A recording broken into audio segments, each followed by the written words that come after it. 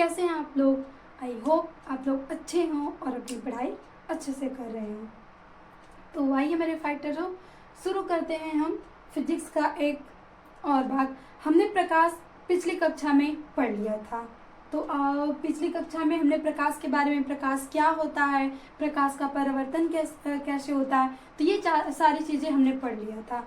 अब देखिए, हमने प्रकाश का परावर्तन में 2 नियम पढ़ा था। हमने पढ़ा था, मान लीजिए कोई चिकनी सतह है और यहाँ पे आपतित किरण आती, मतलब कोई भी किरण आती है तो चिकनी सतह पे जब पड़ती है तो पुनः उसी माध्यम में वापस लौट जाती है। और यहाँ पे एक हमने अभिलंब खींच लिया था और ये कोण हमारा I था, ये हमारा कोण R था। और हमें परावर्तन के R था और परावर्तन का नियम था कोण I बराबर किसके होगा, कोण R का। तो ये सारा तो हमने पिछले लेक्चर में कवर कर लिया था। अब हमने परावर्तन पढ़ लिया, तो देखिए परावर्तन पढ़ने के बाद हमें कोई भी चीज़ें कैसे परावर्तन के बाद ही तो ऐसे दिखाई देती हैं। तो अब हमें देखना है, तो देखने के लिए प्रतिबिंब ही बनता है। तो अब हमें प्रतिबिंब के बारे में पढ़ना है। अब प्रतिबिंब पढ़ लेंगे कि प्रतिबिंब क्या होता है, तो प्रतिबिंब किससे बनता है, दर्पण में बनता है। तो अब दर्पण पढ़ेंगे, फिर दर्पण कितने प्रकार के होते हैं, फिर उनका यूज क्या है, और ये सारी चीज़ें हम पढ़ेंगे। तो ये था हमारा परावर्तन। इसका 2 नियम है कि इसमें जो आपतित किरण, परावर्तित किरण, अभिलंब तीनों एक ही तल पे होते हैं। और जो दूसरा नियम है कोण I बराबर कोण R के, ये तो हमारा परावर्तन का नियम हो गया। अब हम पढ़ते हैं प्रतिबिंब, क्योंकि हमें इसमें पूरे चैप्टर में प्रतिबिंब का ही, देखिए सारा खेल प्रतिबिंब का है। प्रतिबिंब कहाँ बन रही है, कैसे बन रही है, यही सारी चीज़ें हमें इमेजिन करना है।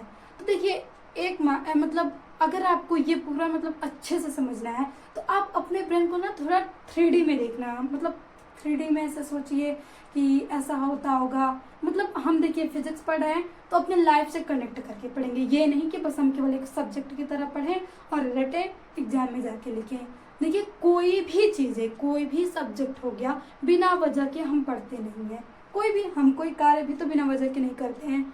तो कार्य में तो हमें समझ में आता है कि हम बिना मतलब के कोई कार्य करेंगे नहीं, लेकिन पढ़ाई को तो हमने मान के रख लिया है कि बस हमें पढ़ना है, बोझ है उसे ढूंढना है। तो इस बोझ को इंटरेस्टिंग हम बनाते हैं, क्योंकि ये बोझ है ही नहीं अगर वास्तव में हम समझे तो। ये सारी हमारे रियल लाइफ में ही तो यूज होते हैं। जैसे फिजिक्स है, फिजिक्स के हमारे चारों तरफ फिजिक्स की क्रियाएं होती हैं। अभी देखिए, जो मान लीजिए हमने न्यूटन्स लॉ पढ़ा था, तो अभी ऐसा कह दिया जाता है कि बस एप्पल गिरा और न्यूटन ने पूरा ये बना दिया। तो ये एप्पल ही गिरने का कारण नहीं था, न्यूटन ने बहुत स्टडी की थी, तब जाके वो गुरुत्वाकर्षण पे कोई मतलब बल को डिफाइन कर पाए थे। तो ऐसे ही सारी जो भी चीज़ें हैं, फिजिक्स के कारण ही हम चल पाते हैं, साइकिल चला पाते हैं, वही चीज़ें ऊपर से नीचे गिरती हैं, फिर आवेशित होती हैं। ये सारा क्या है, फिजिक्स ही तो है। फिजिक्स नहीं तो फिर फिजिक्स, केमिस्ट्री, ये सब कुछ केमिस्ट्री। देखिए फिजिक्स जो होता है वो भौतिक, मतलब ऊपरी तरीके से क्या क्या हो रहा है, ये सारी चीज़ें हमें बताता है। और जो हमारी केमिस्ट्री होती है वो संगठन बताती है कि आखिर ये मार्कर बना है तो किसका बना है। और फिजिक्स, ये मार्कर का कार्य क्या है, ये कैसे लिखिएगा, यहाँ पे क्या यूज होती है, फिजिक्स होती है। अभी हम इस पे लिखते हैं किसके कारण, घर्षण बल के कारण, तो वो भी क्या है, फिजिक्स ही है। तो जो भी है आपके लाइफ से ही है। तो बस अपने लाइफ से कनेक्ट कीजिए और इंजॉय तरीके से पढ़िए, बोझ समझ के नहीं। तो अब हम आइए प्रतिबिंब पढ़ते हैं।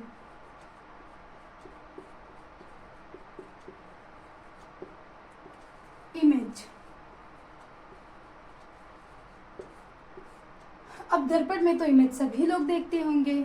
अब दर्पण में हमारा प्रतिबिंब ही तो हम देखते हैं कि मतलब हम कितने सुंदर लग रहे हैं, क्या जो भी चीज़ें करना होता है तो हम दर्पण के देख के ही तैयार होते हैं कि हम तैयार होकर अच्छे से अपना कहीं जाना होता है तो जाते हैं।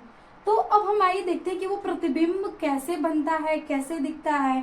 तो अगर प्रतिबिंब को परिभाषित करना है तो हम कह सकते हैं, देखिए हमने पढ़ा था दीप्त प्रकाश और अदीप्त प्रकाश।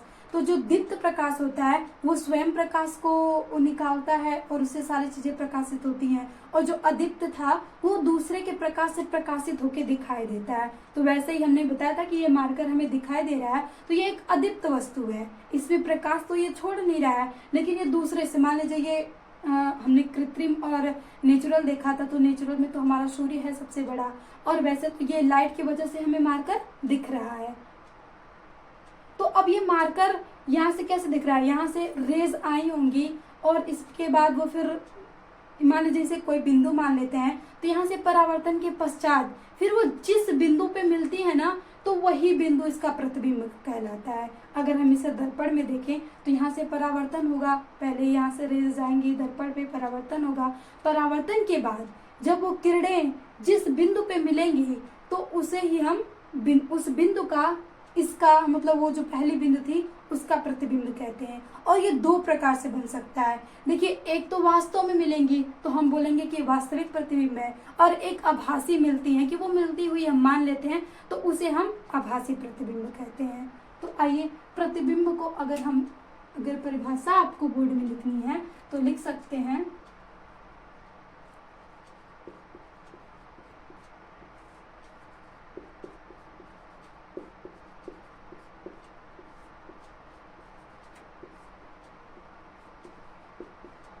एक बिंदु से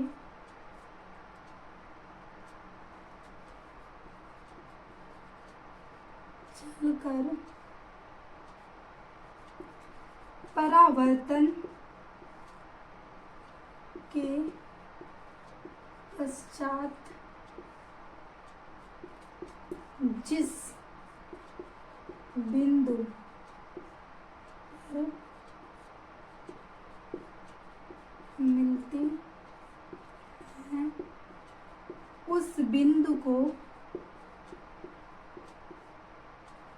पहले बिंदु का प्रतिबिंब कहते हैं। ये हो गया हमारे प्रतिबिंब की परिभाषा। अगर बोर्ड्स में आ जाए, कॉम्पिटिटिव एग्जाम में तो परिभाषा आएगा नहीं, वहां से तो इस प्रकार एमसीक्यू पूछ सकता है। मान लीजिए कभी ये भी पूछ सकता है कि परावर्तन के नियम में कोण आई और आर में क्या संबंध होता है, तो हम बता सकते हैं कोण आई बराबर आर होता है। ये सारा हमारा कॉम्पिटिटिव या हमारे जो बोर्ड में एमसीक्यू पूछे जाएंगे ये उसका भाग है। लेकिन बोर्ड में जो मतलब वेरी शॉर्ट लॉन्ग क्वेश्चन पूछे जाते हैं तो वो डेफिनेशन से पूछे जाते हैं। तो देखिए, डेफिनेशन प्रतिबिंब की, जब प्रकाश की किरणें एक बिंदु से चलकर परावर्तन के पश्चात जिस बिंदु पर मिलती हैं उस बिंदु को पहले बिंदु का क्या कहते हैं, प्रतिबिंब कहते हैं। और ये हमारा प्रतिबिंब, अगर यहीं से हम प्रतिबिंब दो प्रकार का होता है, वास्तविक एंड आभासी। देखिए, आभासी में ये जो किरणें हैं, प्रकाश की किरणें, ये मतलब मिलती हुई प्रतीत होती हैं, और यहाँ पे वास्तव में क्या होती हैं, मिलती हैं। यहाँ पे वास्तव में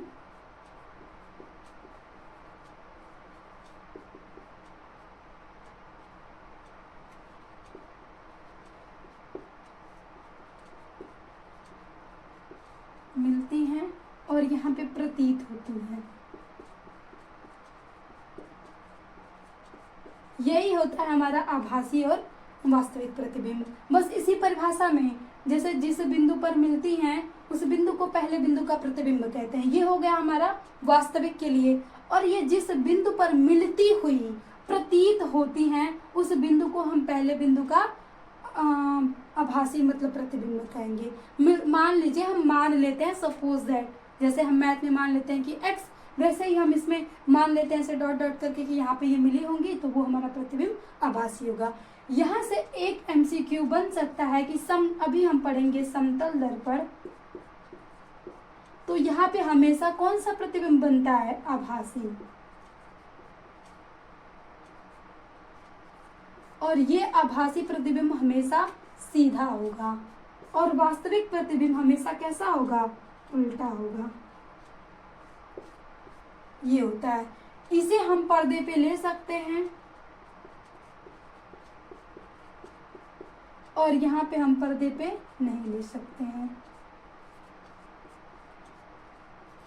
ये हो गया, हमने डिफरेंस भी पढ़ लिया। अगर डिफरेंस भी आ जाए कि वास्तविक और आभासी में अंतर क्या होता है, तो हम बोल सकते हैं कि वास्तविक, तो पहला डिफिनेशन हो गया।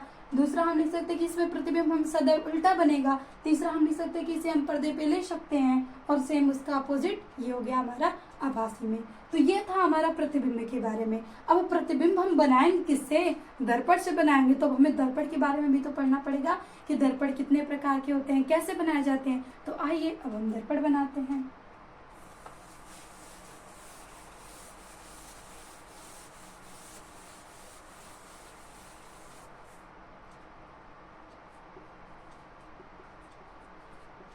मिरर, हिंदी में बोले तो दर्पण।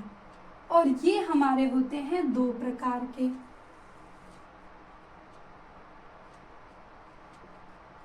समतल दर्पण और यहाँ से गोलीय दर्पण। और आपको इसकी परिभाषा में थोड़ा सा भी कंफ्यूजन नहीं होना चाहिए। समतल दर्पण, गोलीय दर्पण, इसमें इस वर्ड में ही परिभाषा छिपी है। अगर परिभाषा लिखने के लिए आ जाता है तो लिख सकते हैं ना कि समतल दर्पण मतलब ये समतल दर्पण किसी समतल कांच का समतल दर्पण जो हम बोलेंगे किसी समतल भाग से काटा गया होगा और उस कटे हुए भाग को हम क्या समतल दर्पण बोलते हैं। और ये जो गोलीय दर्पण हो गया, ये किसी खोखले गोले का कांच के बने किसी खोखले गोले का काटा गया भाग होता है, उसे हम कहते हैं गोलीय दर्पण। अब देखिए दर्पण है, मिरर है, तो ये हमेशा कांच ही होगा, शीशा ही तो हम बोलते हैं उसे। तो ये हो गया हमारा गोलीय दर्पण। तो गोलीय दर्पण भी हमारा दो प्रकार से बनता है, क्योंकि अगर हम ये सर्कल ले लें और ये खोखला गोला है, एक बार हम इसको ऐसे काट देते हैं और हम इसमें एक बार कलई यहाँ से कर दें, ये जो उभरा हुआ भाग है, और ये हमारा परावर्तक सतह हो जाए, और एक बार हम जो कलई है इधर बाहर से कर दे, हमने काटा है, तो देखिए ये क्या हो जाएगा, यहाँ से ये अंदर के दबा होगा और ये उभरा हुआ भाग, तो यही दो भागों में बट जाता है। एक को हम बोलते हैं अवतल दर्पण और दूसरे को हम बोलते हैं उत्तल दर्पण। ये कनकेव, ये कन्वेक्स मिरर, ये हो गया हमारा दर्पण। और समतल दर्पण तो एक ही होता है। और समतल दर्पण में हम यहाँ से देखें तो हमेशा प्रतिबिंब कैसा बनेगा, आभासी बनेगा, सीधा बनेगा। और यहाँ से यदि आपको अपनी लंबाई, पूरी लंबाई देखनी है किसी मिरर में, तो मिरर आपको अपने आधी साइज का लेना होगा। मान लीजिए यहाँ से कोई h ऊंचाई का व्यक्ति है, तो इसे अपनी पूरी प्रतिबिंब देखने के लिए 2h मिरर चाहिए, नहीं सॉरी h/2 मिरर चाहिए अपना प्रतिबिंब क्या करने के लिए, देखने के लिए। ये हमारे समतल दर्पण के कुछ गुण होते हैं। और देखिए इसमें एक और गुण होता है कि यदि मतलब वस्तु प्रतिबिंब की ओर v चाल से चल रही है, तो प्रतिबिंब वस्तु की ओर 2v से चाल चलेगी। मान लीजिए ये हमारा मिरर हो गया और यहाँ पे मान लीजिए हमने स्ट्रेट लाइन खींच ली और यहाँ पे हमने कोई वस्तु रख ली, ये मान लीजिए ये वस्तु है, ऑब्जेक्ट मान लिए। तो अगर ये प्रतिबिंब यही ना कब बनेगा दर्पण में पीछे, तो ये v चाल से जा रही है, तो प्रतिबिंब इसकी ओर कितनी 2v से गति करेगा। तो ये हमारा इसमें समतल दर्पण के इतने गुण होते हैं। और देखिए हमने समतल दर्पण के लिए एक और चीज बताया था कि समतल दर्पण में अगर दो समतल दर्पण हो तो हम कैसे प्रतिबिंबों की संख्या निकालते हैं, तो वो हमने मतलब इसी चैनल पे अवेलेबल है, आप वहाँ से जाके देख सकते हैं। और उससे बहुत ज़्यादा क्वेश्चन आते हैं कोई किसी कम्पिटिटिव एग्जाम में, इसीलिए हमने उसको सेपरेट अच्छे से बता रखा, तो वहाँ से आप जाके देख सकते हैं। और एक यहाँ से समतल दर्पण का देखिए आता है हम पार्श्व उत्क्रमण। आपने देखा होगा एम्बुलेंस पे हमेशा जो एम्बुलेंस लिखा होता है वो उल्टा वर्ड लिखा होता है, तो कभी सोचा है वो उल्टा क्यों लिखा होता है? अगर वहाँ पे देखिए, जनरली तो हम सोचते ही नहीं है कि यहाँ पे भी कोई फिजिक्स आ गई है, हम बस कहते हैं हाँ ऐसे लिखा ही होगा, मान ही लेते हैं। लेकिन वो इसलिए लिखा होता है, वहाँ पे एक फिजिक्स आता है, समतल दर्पण जब हम प्रकाश पढ़ते हैं तो अगर एम्बुलेंस पे अगर ऐसे उल्टा लिखा है तो जब भी हम अपने कार के शीशे में या कार में से देखेंगे तो हमें क्या होगा, वो सीधा दिखाई देगा। और इसे ही हम बोलते हैं पार्श्व उत्क्रमण। यहाँ से हम एक और समतल दर्पण की प्रकृति होती है, समतल दर्पण में यहाँ से देखने को मिलता है पार्श्व उत्क्रमण। इसमें जो होती है पार्श्व चेंज हो जाता है। मान लीजिए हमने एक मिरर रखा है, ये हो गया हमारा मिरर, और मान लीजिए हमने यहाँ पे कोई इमेज रख ली। अगर हमने इसमें डी ऐसे बनाया है तो इसमें डी मिरर में हमें कैसे दिखेगा, ऐसे दिखेगा। इसमें जो प्रतिबिंब होता है ना, इसका पार्श्व बदल जाता है, यानी इसमें जो इसका बायां था वो इसमें दायां हो जाएगा प्रतिबिंब में। ये नहीं कि ये वस्तु में चेंज हो जाएगा, प्रतिबिंब में केवल पार्श्व चेंज हो जाता है। और ऐसा ही एम्बुलेंस पे देखने को मिलता है। अगर आपने कोई टी शर्ट पहनी है, उस पर कुछ वर्ड लिखे हैं, तो आप हमेशा मिरर में देखते होंगे कि आपको वो कैसा दिखेगा, उल्टा दिखाई देता है लिखा हुआ। तो ये पार्श्व उत्क्रमण के कारण दिखाई देता है। तो हमने एक और एप्लीकेशन देख लिया।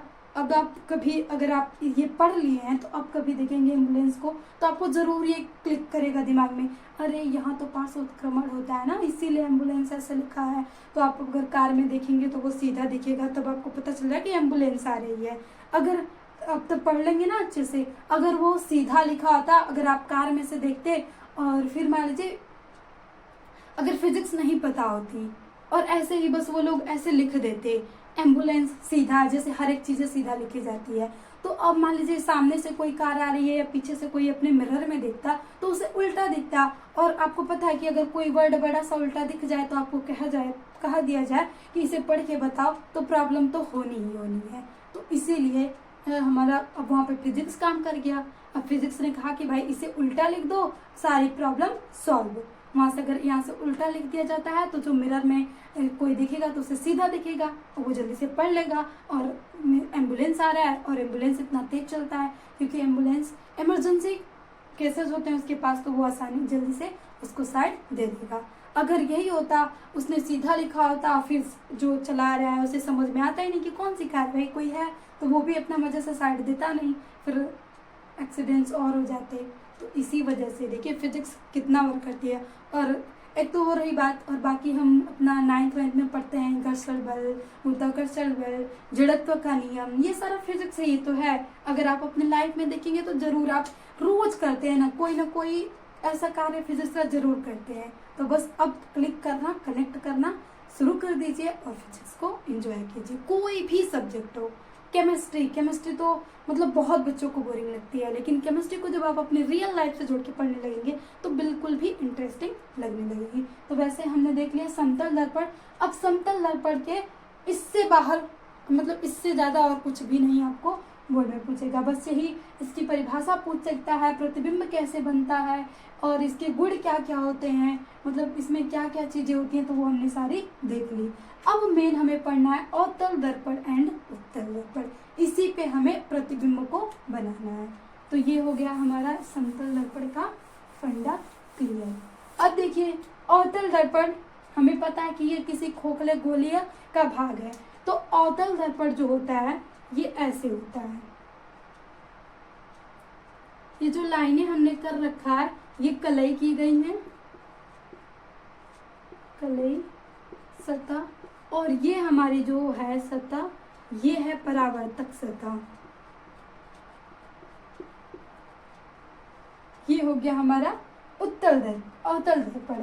और उत्तल दर्पण में सॉरी एक मिनट, अब हम देखते हैं अवतल दर्पण। तो देखिए अवतल दर्पण जो होता है हमारा हमेशा ऐसे होता है, यानी इसमें जो प्रकाश का परावर्तन होता है वो किससे होता है, दबे हुए भाग से होता है। अगर हमें परिभाषा पूछ दी जाए अवतल दर्पण की परिभाषा बताओ, तो हम ये भी कह सकते हैं कि इस अवतल दर्पण में प्रकाश का परावर्तन हमेशा दबे हुए भाग से होता है और उभरे हुए भाग पे कलई की गई होती है। ये हो गया हमारा अवतल दर्पण। नहीं तो हम ये बोल सकते हैं कि किस अवतल दर्पण किसी खोखले गोले का काटा गया हुआ भाग है व्यवस्थित तरीके से, जिसके उभरे हुए भाग पे कलई की गई होती है और दबे हुए भाग पे परावर्तन होता है। तो ये हो गया हमारा अवतल दर्पण। अगर हमें यहाँ से उत्तल दर्पण देखना है तो इसमें हम दबे हुए भाग पे कलई कर देते हैं, और ये हो गया हमारा उत्तल दर्पण। ये हो गया हमारा परावर्तित सतह, और ये हमारी कलई की गई सतह हो गया, और ये भी हमारा इधर परावर्तक हो गया, और ये हमारी कलई सतह हो गई। देखिए हमारे पास भी जो मिरर होता है ट्रांसपेरेंट ऐसे नहीं होता, अगर वो ट्रांसपेरेंट होता तो फिर इमेज हमें अच्छे से दिखती ही नहीं, इसीलिए वो पीछे हमें कलई करना पड़ता है देखने के लिए। इसमें भी हमने क्या किया है, ये चांदी या पारे की पहले पॉलिश करके फिर वहाँ से रेड ऑक्साइड की कलई की जाती है। सेम यहाँ से कलई करने के लिए हम वो प्रोसेस करते हैं। तो ये हो गया हमारा अवतल दर्पण, ये हमारा हो गया उत्तल दर्पण। अब इनसे हमें क्या बनाना है, प्रतिबिंब बनाना है। तो यहाँ से एक चीज याद रखिए कि हमने एक सर्कल से ही इस भाग को निकाला है, और ये सर्कल का केंद्र हो गया, इसे हम मान लेंगे C। अब ये यहाँ से जो दूरी है हमें पता है कि इसे हम क्या बोलते हैं, त्रिज्या बोलते हैं। तो यही सब हमारा यूज होगा इसमें। अगर हम यहाँ से अवतल दर्पण लें तो यहाँ से अगर लाइन खींचेंगे तो यहाँ का जो केंद्र होगा, मान लीजिए कहीं यहाँ होगा, C होगा, तो इसे हम बोलते हैं वक्रता केंद्र। दर्पण के लिए इसे ही C को हम बोलते हैं वक्रता केंद्र। अभी हम सारी चीजें एक एक करके देखेंगे। और इसमें जो होता है, इसीलिए इसमें क्या होता है, पीछे होता है, यहाँ पे कहीं C होगा और ये हमारा वक्रता केंद्र होगा। तो हम बोल सकते हैं यहाँ से जो अवतल दर्पण से प्रतिबिंब बनता है, ये हमेशा देखिए एक कंडीशन छोड़ के ये वास्तविक और उल्टा बनेगा, और इधर ये आभासी और सीधा बनेगा, लेकिन एक एक कंडीशन को छोड़ के। और वो सारी कंडीशन जब हम प्रतिबिंब बनाएंगे तो देख लेंगे। तो सबसे पहले हम देखते हैं कि वक्रता केंद्र क्या होता है, वक्रता त्रिज्या क्या होती है, फोकस क्या होता है, फिर ये मुख्य अक्ष क्या होता है, पोल क्या होता है। तो आइए हम इसे क्लियर करते हैं। पता हो गया ना कि हम इसे गोले से काट रहे हैं, इसीलिए यहाँ पे वक्रता केंद्र आ रहा है। तो यहाँ से हम देखिए वक्रता केंद्र, यहाँ पे सारी चीजें आ जाएंगी, वक्रता केंद्र, वक्रता त्रिज्या, मुख्य अक्ष, फिर ध्रुव, वक्रता केंद्र को centre of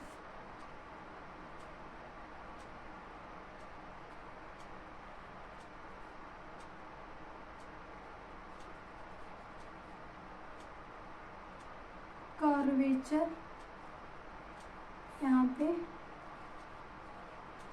radius of curvature, और ये हमारा मुख्य अक्ष को हम बोलेंगे प्रिंसिपल एक्सिस, और ध्रुव को बोलेंगे हम पोल। और यहाँ से एक आता है फोकस, जिसे हम F से दिखाएंगे। यही सारी चीजें हमें दर्पण में अगर पता हो जाती हैं तो फिर हमें प्रतिबिंब बनाने में आसानी होगी। अब यहाँ से हम अगर वक्रता केंद्र को डिफाइन करें तो हम बोल सकते हैं कि जो कोई भी दर्पण होगा, अवतल या दर्पण होगा, जो भी मान लीजिए गोलीय दर्पण, जिस खोखले गोले का काटा गया भाग है उस खोखले गोले को केंद्र को हम वक्रता केंद्र बोलते हैं। तो ये परिभाषा आप लिख सकते हैं, यहाँ से हो गई। अब वक्रता त्रिज्या, इसको भी हम वैसे डिफाइन करेंगे कि गोले दर्पण जिस खोखले गोले का काटा गया भाग है उस गोले की त्रिज्या को हम वक्रता त्रिज्या कहते हैं। अब मुख्य अक्ष आ गया तो हम बोल सकते हैं कि वक्रता केंद्र, और सबसे पहले हम ध्रुव को कह लेते हैं, यहाँ से ध्रुव को हम डिवाइड कर लेते हैं। तो ध्रुव जो हमारा मिरर है उसके बीच के भाग को हम क्या बोलते हैं, केंद्र को, मिरर के केंद्र को, गोले दर्पण के केंद्र को हम ध्रुव कहते हैं। ये हो गया हमारा ध्रुव, मान लीजिए ये केंद्र हो गया तो हम इसी को बोलेंगे P और इसे हम ध्रुव बोलते हैं। अब मुख्य अक्ष की बात की जाए, ये जो लाइन खींच रहे हैं ना, यही मुख्य अक्ष कहलाते हैं। तो हम बोल सकते हैं कि वक्रता केंद्र और पोल मतलब ध्रुव को मिलाने वाली सीधी रेखा को हम क्या कहते हैं, मुख्य अक्ष कहते हैं। और यहाँ से अब आता है फोकस। मान लीजिए यहाँ से होगा कहीं हमारा फोकस। अब हम फोकस को कैसे डिफाइन करेंगे, तो हम यहाँ से कह सकते हैं कि अनंत से जब भी प्रकाश की किरणें आती हैं, मतलब अनंत, जब भी कोई वस्तु अनंत पे रहती है तो उसका प्रतिबिंब हमेशा उसका प्रतिबिंब जिस बिंदु पे बनता है उस बिंदु को हम क्या कहते हैं, फोकस कहते हैं। इसको हम ऐसे डिफाइन कर सकते हैं। कोई भी वस्तु अगर अनंत पे रखी हो और उसका प्रतिबिंब जिस बिंदु पे बनता है उस बिंदु को हम फोकस कहते हैं। अब ये प्रतिबिंब बनाते बनाते सारा चीज़ें क्लियर हो जाएगी। तो हम आई होप कि आप लोग को सारी चीज़ें समझ में आ गई हो। अगर आपको नोट्स चाहिए तो प्लीज़ कमेंट्स में बता दीजिएगा, हम यहाँ से PDF नोट डाल देंगे नीचे लेक्चर में लिंक। आपको अगर नोट्स चाहिए इन सारे सब्जेक्ट का, तो अगर समझ में आ रहा है तो आप खुद से भी अगर खुद से अपना नोट्स बनाएंगे तो ज़्यादा बेहतर होगा, आप उसको अच्छे तरीके से पढ़ लेंगे। तो ये हो गया हमारा उत्तल दर्पण और अवतल दर्पण। ये सारी जो परिभाषा हमने बताई है ये दोनों के लिए बताई है, क्योंकि ये दोनों किसके भाग हैं, गोलीय दर्पण के, और हमने सारी परिभाषा गोलीय दर्पण को लेके ही बताई है। अब हम देखते हैं प्रतिबिंब बनाने के कुछ नियम होते हैं, वो 3 नियम हम देख लेते हैं।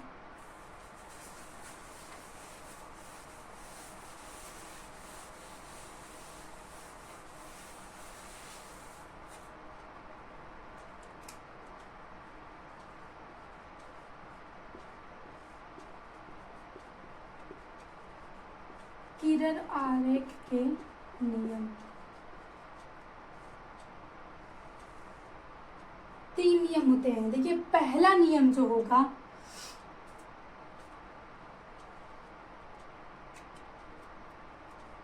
ये होगा, जब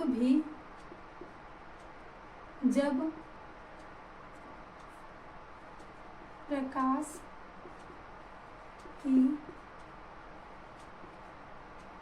किरणें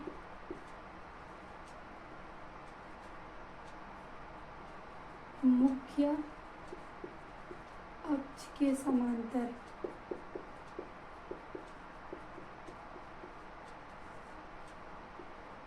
आती हैं तो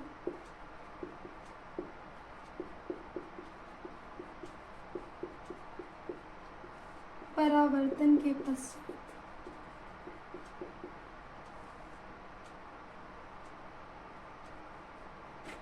मुख्य फोकस से जाती है। ये हमारा मतलब किरण कैसे आती है, पहला नियम हो गया। मान लीजिए हम कोई भी, ये अवतल दर्पण ही हमने ले लिया,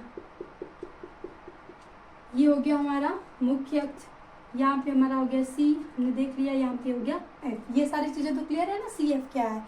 अब मान लीजिए कोई प्रकाश की किरण जब इस मुख्य, हमें पता है कि ये जो सीधी लाइन है ये क्या है, मुख्य है, और यहाँ पे हम इसे पोल मान लेते हैं। यहाँ से जब ये समांतर आएंगी तब ये जब परावर्तन के पश्चात किससे होके जाएंगी, फोकस से होके जाएंगी। और ये रूल आपको हमेशा के लिए याद रखना है, क्योंकि ये याद रहेगा तभी हम आगे प्रतिबिंब बना पाएंगे वस्तु को जगह जगह अलग अलग जगह पे रख के। ये हो गया हमारा पहला नियम। अगर हम इसे उत्तल के लिए बनाएं, मान लीजिए ये भी उत्तल के लिए हो गया, यहाँ पे इसका C हो गया, यहाँ पे इसका F हो गया। तो यहाँ पे देखिए अब ये समांतर आएंगे, यहाँ से मुख्य अक्ष के समांतर किरणें आ रही हैं। अब इसका फोकस तो इधर है नहीं, तो मान लीजिए ये हम इसको मान लेते हैं कि पहले ये तो जाएंगे इधर कहीं, लेकिन हम इसको डॉट डॉट मान लेते हैं कि ये मान लेते हैं कि जो रेज है यहाँ जा रही है, ये इसके फोकस से होके जाती है। ये हमारा उत्तल दर्पण का हो गया, ये हमारा अवतल दर्पण का हो गया। तो ये था हमारा पहला नियम, जब भी किरणें समांतर आएंगी तो हमेशा सदैव फोकस से होकर ही जाएंगी, दर्पण के फोकस से होके जाएंगी। ये हमारा पहला नियम हो गया। अब हम देखिए दूसरा नियम देखते हैं।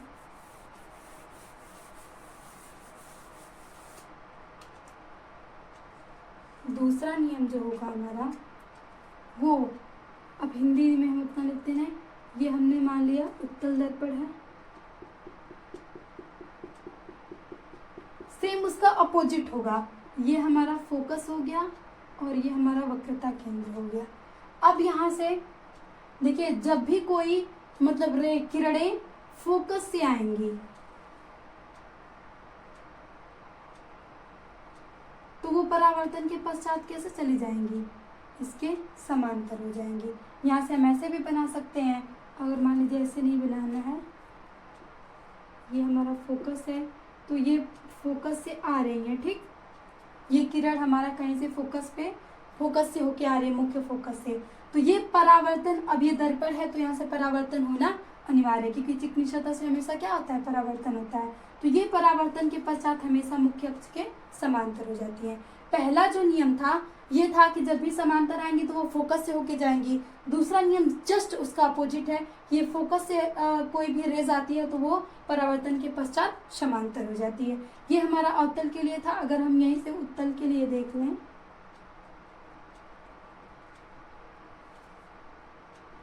ये हो गया, इसका मान लीजिए यहाँ पे कहीं फोकस है, ये सी है। अब यहाँ से रेज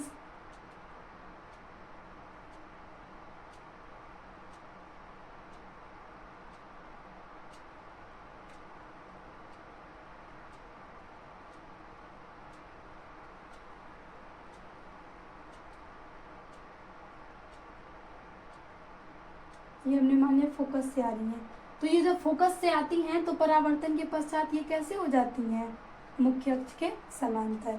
यहाँ भी ये फोकस से होके आएंगे तो ये मुख्य अक्ष के कैसे हो जाएंगी, समांतर, जस्ट उसका अपोजिट हो गया।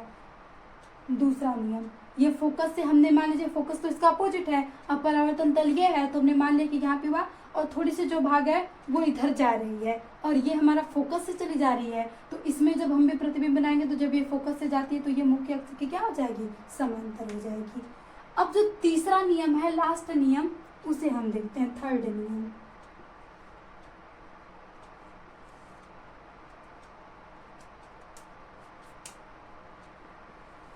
अब देखिए हमारा थर्ड नियम क्या कहता है, हमने यहाँ पे एक अवतल दर्पण बना लिया, ये हो गया हमारा इसका फोकस, ये हो गया हमारा इसका केंद्र। अब ये साइड बाइड मत मापने लगेगा आप लोग कि मतलब ये मैम ने ऐसे कैसे बना दिया इतना छोटा सा और उसका केंद्र यहाँ पे, तो बस हम ये समझा रहे हैं, ये मापने की चीजें नहीं है। अब बोल रहा है कि जब भी कोई प्रकाश की किरणें